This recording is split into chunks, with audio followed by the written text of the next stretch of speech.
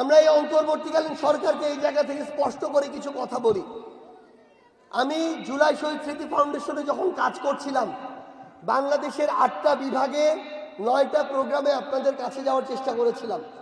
আজকে আমার অনেক মা বাবা ভাই বোনেরা এখানে আসছিলেন কথা বলার জন্য। আয়োজক যারা ছিলেন যেন বিশৃঙ্খলা না হওয়াকে বাধা দিচ্ছিলেন, কিন্তু এটা আসলে আত্মার টান। তারা আমাদের মধ্যে নিজেদের সন্তানদেরকে দেখেন, ভাইদেরকে দেখেন। আমরা এই টানকে কোনোদিন উপেক্ষা করতে পারবো না, এই সীমাবদ্ধতা বা এই দায়বদ্ধতাকে কোনোদিন উপেক্ষা করতে পারবো না।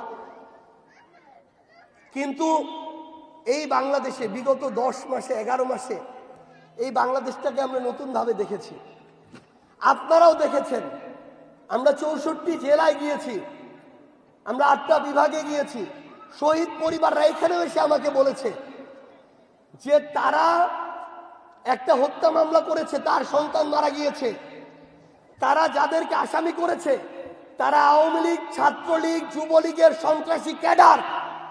তারা এই খুনে সরাসরি জড়িত ছিল, কিন্তু তাদের নামটা যেন কেটে দেয়া হয় এই জন্য অন্য রাজনৈতিক দলের নেতা কর্মী সুপারিশ করছে। তাদের নামটা যেন সেখানে না থাকে এই জন্য বিভিন্ন মানুষ টাকা দিয়ে দর কষাকষি করছে। তাদের নামগুলো যেন নতুন করে মামলায় না দেয়া হয় এই জন্য বিভিন্ন জায়গা থেকে ভয়ভীতি দেখানো হচ্ছে।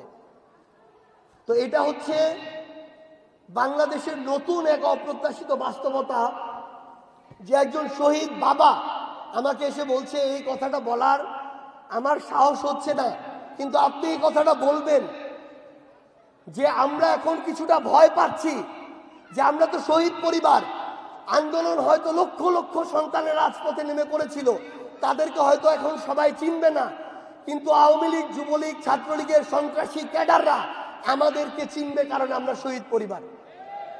আমরা ভয় পাচ্ছি যে তারা এখন যেভাবে আবার বিভিন্ন ব্যক্তি, গোষ্ঠী, প্রতিষ্ঠান, দল এদের সহযোগিতায় তারা এখন আবার যেভাবে উন্মুক্ত চলাফেরা করছে, আমরা ভয় পাচ্ছি আমাদের কখন না কি হয়। আমাদেরকে এখানে শহীদ পরিবাররা এসে বলছেন, এখানে অনেক শহীদ পরিবার ছিলেন, এখন হয়তো নেই, যাদের সন্তানরা এই পৃথিবীতে এসেছেন কিন্তু বাবার মুখ দেখেননি। তাদের বাবা এই জুলাই আগস্টে পৃথিবী ছেড়ে চলে গিয়েছেন, তারা জন্ম নিয়েছেন 5ই আগস্টের পরবর্তী সময়। আমার অনেক পরিবার এখানে আছেন যাদের এখন চলতে অনেক কষ্ট হয়। এমন অনেক স্ত্রী এখানে আছেন যাদের বিয়ের 1 বছর পূর্ণ হয়নি, তারা তাদের স্বামীকে হারিয়েছেন, এখন আলাদা থাকেন, শ্বশুর বাড়িতে থাকা হয় না। তারা তাদের পুরো জীবন নিয়ে একটা সংকটাপন্ন অবস্থার মধ্য দিয়ে যাচ্ছেন। এই মেসেজগুলো এখানে বসে এই অন্তর্বর্তীকালীন সরকারের প্রত্যেক উপদেষ্টা শুনতে হবে এবং এটা শুনতে তারা বাধ্য।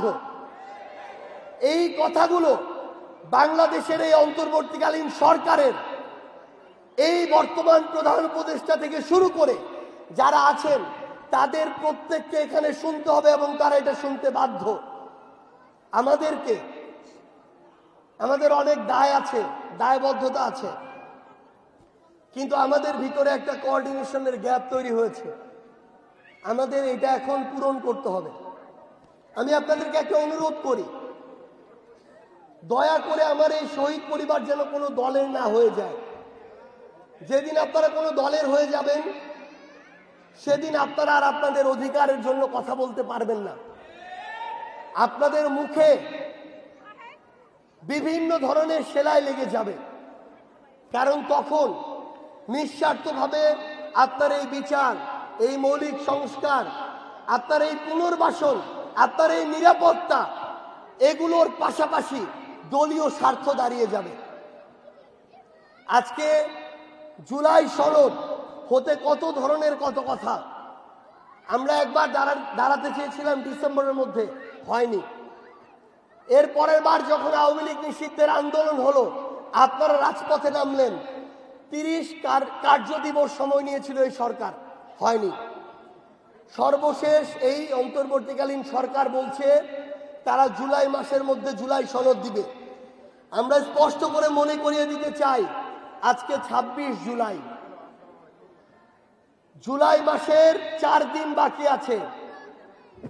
31 জুলাইয়ের মধ্যে যদি জুলাই সনদ না আসে, এই বাংলাদেশের মানুষের সামনে কোন রাজনৈতিক দল কি করবে, কোন প্ল্যাটফর্ম কি করবে, সেগুলো বাদ দিয়ে বাংলাদেশের এই হাজারের অধিক শহীদ পরিবার কারো দ্বারা বিন্দুমাত্র প্রভাবিত না হয়ে আপনাদের সিদ্ধান্ত নিতে হবে আপনারা কি করবেন। আপনাদের সিদ্ধান্ত নিতে হবে আপনারা কোথায় গিয়ে দাঁড়াবেন। আপনাদের সিদ্ধান্ত নিতে হবে আপনারা কার চেয়ার ধরে টান দিবেন।